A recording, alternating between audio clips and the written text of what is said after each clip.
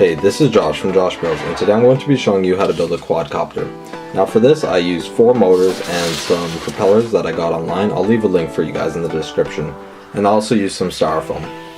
Now I'm going to start off by drawing up the shape of the arms for our quadcopter. And these arms, or wings, whatever you want to call them, we're going to have the motors mounted onto the ends of them. So I go ahead and trace out one on a foam board, and once I have that done, I'm going to replicate it and do 3 more that are exactly the same.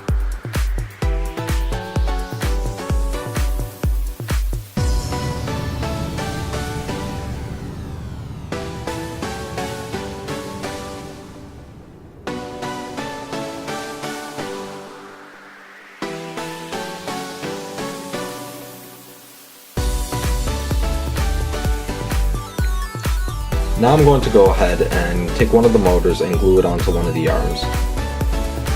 And then after that we'll go ahead and do that for the other 3 arms. Now once we have that done, I'm going to take this foam ball that I got from the dollar store and I'm going to glue each arm to it. Now it's important that you make sure it's perfectly symmetrical. Everything needs to be at the right angles. You don't want the angles to differ between arms, or else you're going to have an off-center lift.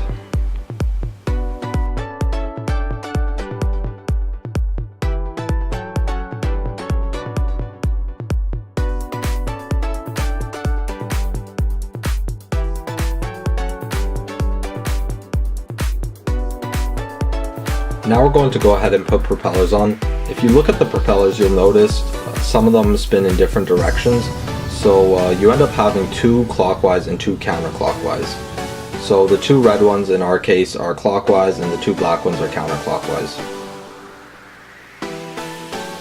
And basically the reason why we have them spin in opposite directions is so that the quadcopter doesn't end up twisting. The opposite directions of those that they spin in cancel out any rotation.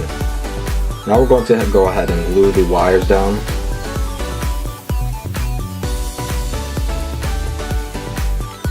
So now it's time to go ahead and wire it up. At first I just attach all the positives to the positives and all the negatives to the negatives, but I found that didn't really work very well. It didn't give me much control. So in the end I changed up the way that it's shown here, and each set of 2 motors has its own 2 wires. So in the end we can control each separately. And as before, the motors are just connected to each other. The sets of 2 are connected to each other in parallel, and the other set of 2 are connected to another set of wires.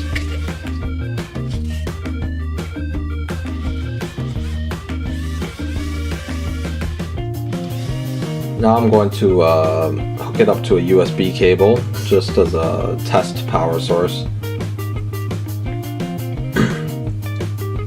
And now, having each set of motors hooked up to a USB cable, we can plug them in and see how it works. And as you can see, we don't have too much control. It kind of goes all over the place. So now after this we're going to see if we can fix that up a bit and maybe give it a little more control. Okay. Go. So back to the wires again. I'm going to make a little controller. So for this I grabbed 2 potentiometers, or variable resistances, and I'm going to attach these to the wires that connect to the motors. Now I'm going to add some switches in here. These are just going to be some on-off switches so we can control on-off and how fast they're spinning.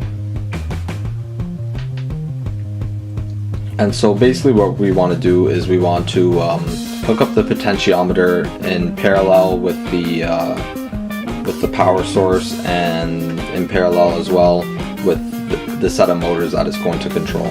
And then we're just going to have a switch in series with those, just so the switch can turn it on and off.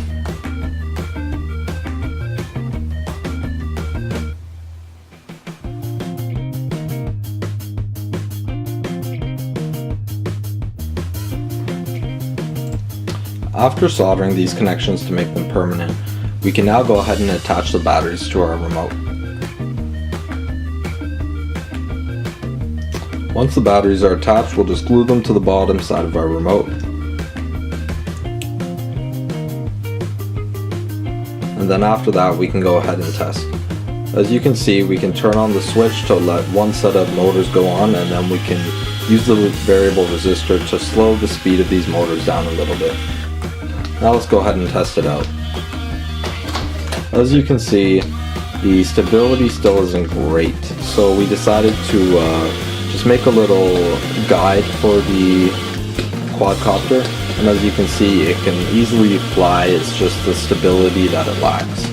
So my plan is to go ahead and do another version of this, maybe control each motor separately or have some electronic control system so that I can control this a little better. So stick around for the next few videos where I'll be working on a control system for this quadcopter here so that hopefully we can get a little more of a controlled flight. Thanks for watching.